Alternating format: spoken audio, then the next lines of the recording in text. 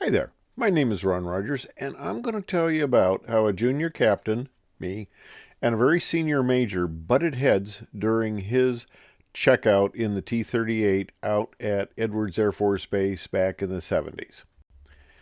Now, this was the late 70s. Things are probably different then. This is the epitome of flying, though.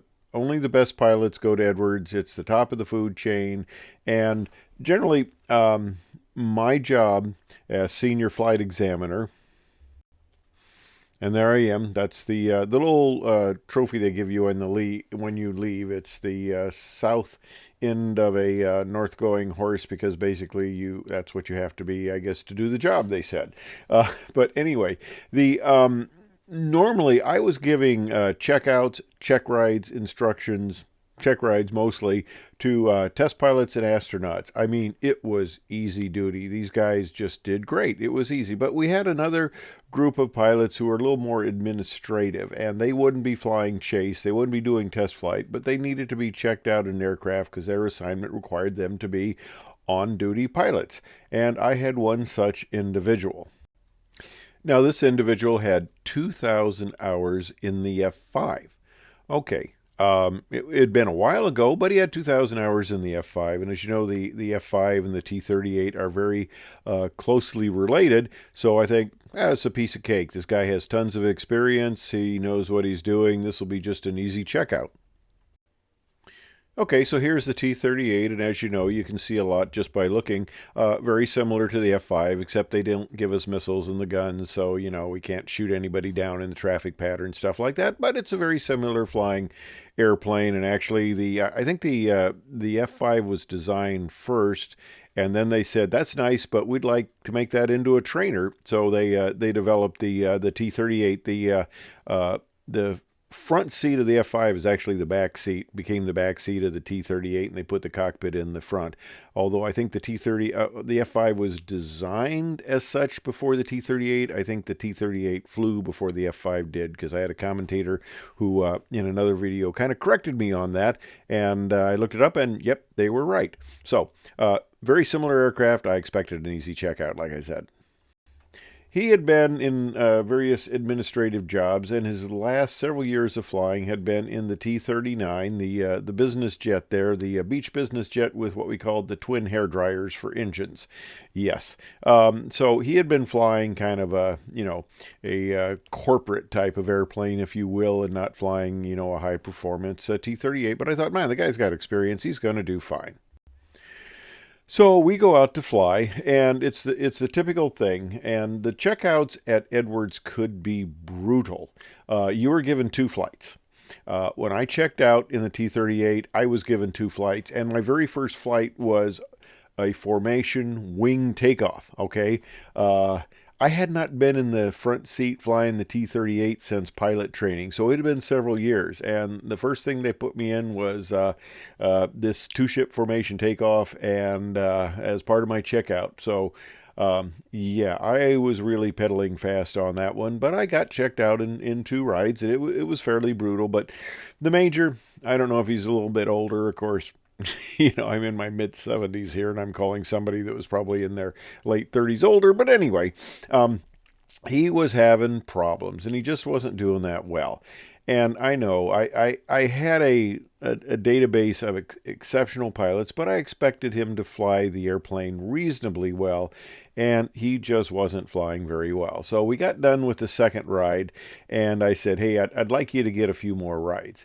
And he says no. And I wrote it right in the when I was debriefing him, I wrote it right in the the little in when you write down the lesson, how the guy did and stuff like that, and you write down the comments. I wrote that the major should get another two flights. And he writes down that the major disagrees with the captain, and he's ready for his check ride. And I go, well, it's your neck out there, because we had various levels of check ride. We had the Q1, which meant you passed. And this was virtually 99% of the check rides were Q1s. You passed, you did well. Anything written up at all in the comments was just about how well you did. Okay.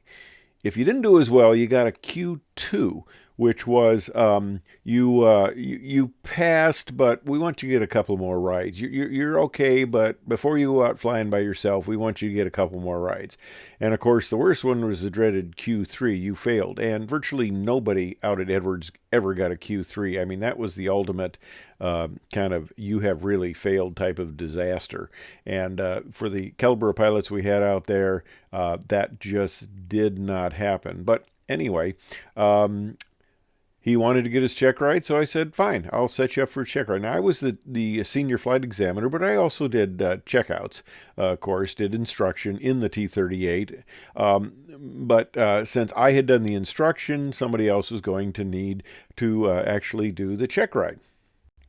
So I thought, okay, this guy likes to pull rank, so I'm going to have a neighbor of mine. This is my house out at Edwards. That's actually my wife there on her bicycle. And you notice those big, lush trees, the swamp coolers, because it was low humidity and it worked very well. Well, that's the way it was in the late 70s. And if from where you're standing, if you turn around and look 180 degrees, that's where my neighbor was. Now, my neighbor, since this major had a little issue with, rank apparently, and was trying to, outrank me on saying he felt he was ready for the check ride, I had my friend and neighbor, a SR-71 pilot. He flew that and the T-33, and he and I had a lot of fun flying the T-38 together. We just had a blast. But anyway, I digress. Okay, he's a lieutenant colonel and an SR-71 pilot, and I said, hey, I got this guy. He wants a check ride, and he says, okay. So we set him up check ride. Oh, just to clarify the situation here as far as the location. Okay, the green dot is where my house was, 6868 Lindbergh there. And he was also on Lindbergh at the blue dot. But you notice that the houses aren't showing up in this picture very well. Well, I found out, actually fairly recently, that they had redone the housing out at Edwards. And they basically said, people wanted to come back and see it. And Edwards is really tight now and getting on. When I was out there, initially, they did not even have guard shacks. You could drive right onto the base. You couldn't go up into the Joint Test Force area. That was closed off, and you need clearance. But you could drive anywhere on base and drive right on base and drive into the housing areas and stuff like this. But they later tightened that down while I was there in the late 70s. But for a while, Edwards was an absolutely open base because we had like 10,000 contractor people drive in every day, and to make them go through a security check. Basically, you had to have the bright stickers and they'd wave you on through, but it would slow things down. So that's why I think they had it fairly open for a long time. But anyway, okay. I'm digressing on my digressions here. Anyway, I am the green dot. He's the blue dot there. None of these houses exist. They were taken away. They basically said if you wanted to come see where you lived, if you haven't been on base in 10 years, nothing is the same. And so I got the satellite pictures, and yeah, they're right. Nothing is the same. My whole neighborhood is gone. Okay, like I said, he was an SR-71 pilot. Great pilot, very highly regarded, and okay, that's fine. You'll give him the check ride. If he wants to pull rank, you outrank him, so be that as it may. So he gives him the check ride, and he comes back into my office and says, well, he passed. And I go, really? And he says, yeah, he did adequately well. But let me tell you, he showed me the form because as the senior flight examiner, he signs him off as a flight examiner. Then I have to approve it as a senior flight examiner. And of course, I'm going to approve what he gives me. But the guy had 2 pages of write-ups, and every one was a deficiency of his flying ability. So, okay, Major, yeah, you passed. You're safe. Okay, you're safe enough. You passed, but you have a pretty poor check ride form here because you have 2 full pages of write-ups of how you weren't a very good pilot. So, okay, he passed, but it was pretty much in writing that, yeah, this guy was kind of marginal. Fortunately, he never killed himself. He was working down at Palmdale, basically, and I never really saw him again. But that was the only time I had somebody try to pull rank on me. And of course, the people give you the most trouble are usually the people who are the most deficient pilots.